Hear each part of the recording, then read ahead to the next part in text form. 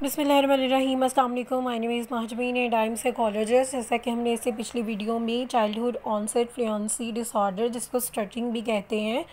उसके अंदर हमने उसकी डेफिनेशन, उसके कॉजेज़, सिम्टम्स, उसका ट्रीटमेंट देखा था, यानी हमने इसको ओवरऑल डिस्कस किया था। इसकी वीडियो में हम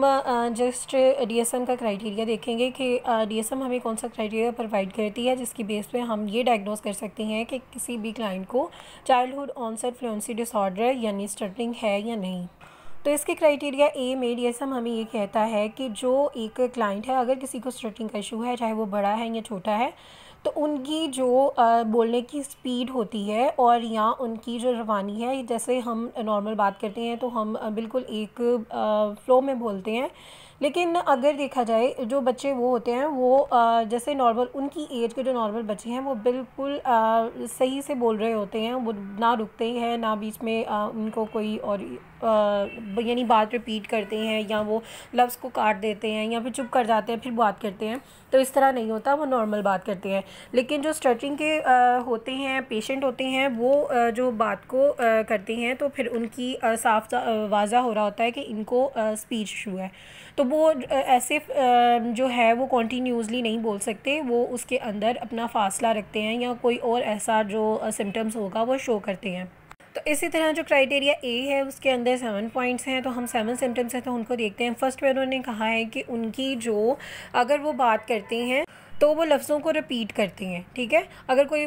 सेंटेंस उसने पूरा बोलना है, यानी कम्युनिकेशन के लिए जो सेंटेंस यूज़ कर रहा है उसको रिपीट करता रहेगा, एक एक लफ्ज़ को ना रिपीट करेगा। सेकंड में उसने ये कहा है कि जो अगर वो बात करते हैं तो वो जो लफ्ज़ होता है उसको लंबा कर देते हैं। थर्ड में वो ये कह रहे हैं कि एक लफ्ज़ को बोलते हैं फिर ब्रोक करते हैं, यानी रुक जाते हैं, फिर अगले लफ्ज़ को बोलते हैं। फोर्थ में वो हमें ये कह रहे हैं कि अगर वो बात करते हैं तो बात करते हुए या तो वो चुप हो जाते हैं या वो वक्फ़ा देके फिर अगला लफ्ज़ बोलते हैं। फिफ्थ में हमें ये कह रहे हैं कि अगर कोई लफ्ज़ उनको बोलते हुए मुश्किल आ रही होती है तो वो उसके जो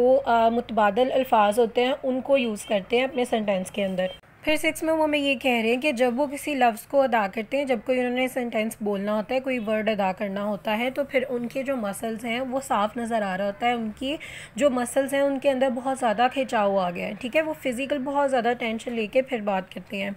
7 में वो हमें ये कह रहे हैं कि अगर वो सेंटेंस को बोलेंगे तो फिर उसको जो उसका पहला लफ्ज़ होगा ना उसको रिपीट करेंगे। लाइक अगर किसी ने बोलना है कि आई सी हिम, तो वो आई को बार बार उसको रिपीट करेंगे, जैसे आई, इस तरह एक लफ्ज़ को 2 बार या 3 बार रिपीट करके फिर उसको बोलेंगे कि आई सी हिम, इस तरह बोलेंगे, आई एम या जो भी उन्होंने वर्ड बोलना होगा।